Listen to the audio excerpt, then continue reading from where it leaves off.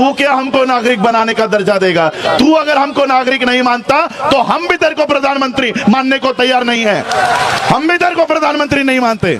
United state commission for international religious freedom के सामने US commission को मैंने 1.5 घंटे तक मेरी मीटिंग चली है और वहां पर निवेदन दिया है कि किस तरह से इस देश को एक हिंदू राष्ट्र बनाने का काम चल रहा है, हमारे हक और अधिकार किस तरह से छीनने का काम इस देश में चल रहा है, ये सारा वहां पर बताया है। और अभी पिछले 2 हफ्ते पहले मुझे न्यूज आई है कि यूएससीआईआरएफ ने इस देश के प्राइम मिनिस्टर और इस देश के होम मिनिस्टर पर सैंक्शंस यानी प्रतिबंध लाने की कार्रवाई की स्थापना किया, जिसे आप जानते हैं लॉर्ड विलियम बेंटिक के द्वारा ही इस कॉलेज का स्थापना हुआ।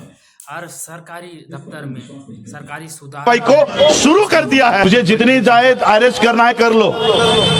यहाँ के होम मिनिस्टर को, यहाँ के प्राइम मिनिस्टर को हम लोग कोई निवेदन नहीं दे रहे। बाबा साहब अंबेडकर जी ने जाते जाते हम लोगों को ऐसी ताकत देकर गए हैं कि इस देश का बुद्धिस्ट, इस देश का मुस्लिम, इस देश का सिख, इस देश का जैन, ये सारे लोग माइनॉरिटी कमीशन के अंदर आते हैं और इस देश के माइनॉरिटी को बचाने के लिए पूरे वर्ल्ड में एक बहुत बड़ा प्लेटफॉर्म है। हम वहां पर जाकर निवेदन दे रहे हैं। देखो, उस समय मुझे डर था, जिस समय संविधान के पक्ष में कोई खड़ा नहीं हो रहा था, उस समय मुझे डर था। लेकिन आज मुझे आप लोगों को देखकर यह लग रहा है कि ये 5 साल 10 साल छोड़ो, आने वाले 1000 सालों तक बाबा साहब के संविधान को कोई हाथ नहीं लगा सकता। ये आप लोगों की वजह से आज मुझे सिक्योरिटी मिली है। पूरे मीडिया को बताना चाहता हूं ये क्या है। 1925 में आरएसएस की स्थापना हुई। आरएसएस ने उस समय इस देश को हिंदू राष्ट्र बनाने का एक कसम, एक बीड़ा उठाया है और 100 साल के पहले इस देश को कानूनी तौर पर हिंदू राष्ट्र घोषित किया जाएगा। और वो कैसे घोषित किया जाएगा? पाकिस्तान से, बांग्लादेश से, अफगानिस्तान से आए हुए जो लोग हैं, वो 31 दिसंबर 2014 के सारे लोगों को इस देश की नागरिकता दी जाएगी। 31 दिसंबर 2014 तक के सारे भारत के बाहर से आए हुए लोग इस देश में नागरिक बन जाएंगे। और इस देश के जो लोग हैं, जो SC, ST, OBC के लोग हैं, माइनॉरिटी के लोग हैं, अगर 1971 के पहले के डॉक्यूमेंट उनके पास नहीं है तो उनकी नागरिकता जाएगी। ये नागरिकता नहीं है।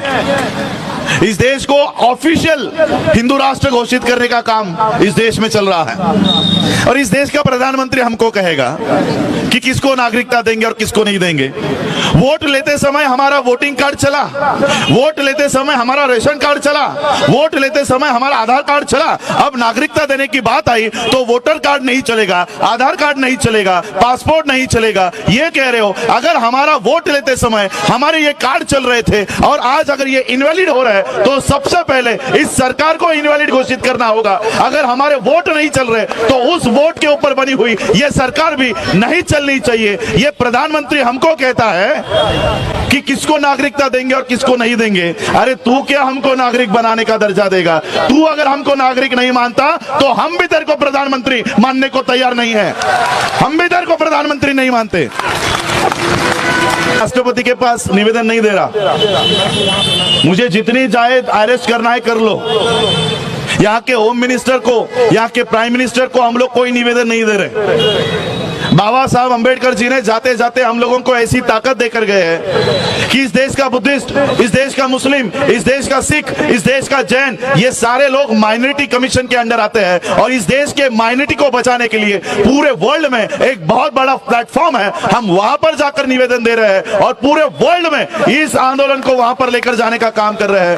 मैं खुद 1 अक्टूबर 2019 को वॉशिंगटन DC में जाकर United state commission for international religious freedom के सामने यूएस कमीशन को मैंने 1.5 घंटे तक मेरी मीटिंग चली है और वहां पर निवेदन दिया है कि किस तरह से इस देश को एक हिंदू राष्ट्र बनाने का काम चल रहा है, हमारे हक और अधिकार किस तरह से छीनने का काम इस देश में चल रहा है, ये सारा वहां पर बताया है। और अभी पिछले 2 हफ्ते पहले मुझे न्यूज आई है कि यूएससीआईआरएफ ने इस देश के प्राइम मिनिस्टर और इस देश के होम मिनिस्टर पर सैंक्शंस यानी प्रतिबंध लाने की कार्रवाई को शुरू कर दिया है। ये काम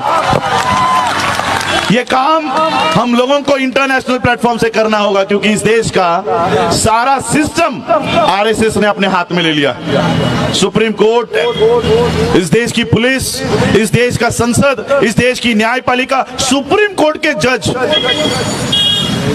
6 महीने पहले सुप्रीम कोर्ट के कंपाउंड में आकर क्या कहते हैं पता है? प्रेस कॉन्फ्रेंस लेके सारे कैमरा के सामने justice Gogoi, justice Chelameswar, justice Joseph ये हम लोगों को कह रहे हैं कि भारत का जो लोकतंत्र है, डेमोक्रेसी है, वो खतरे में, इसको बचा लो।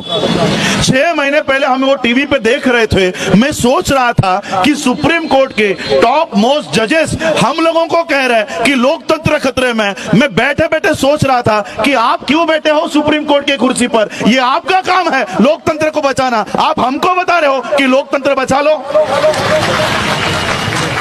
सुप्रीम कोर्ट हमको कह रही है कि लोकतंत्र बचा लो। आपके दिल्ली में मैंने एक प्रोटेस्ट देखा, एडवोकेट्स का प्रोटेस्ट।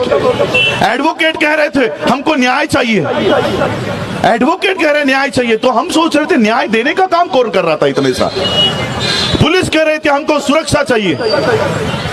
आज पुलिस ऑफिसर्स की वर्दियों को पहनकर हमारे बच्चों को पीटा जा रहा है, मारा जा रहा है, गोलियां मारी जा रही है। ये आरएसएस के लोग हैं, ये कोई दिल्ली पुलिस नहीं है, ये कोई यूपी पुलिस नहीं है, ये आरएसएस के फुल टाइमर। इनके पास वर्दी कहां से आती है?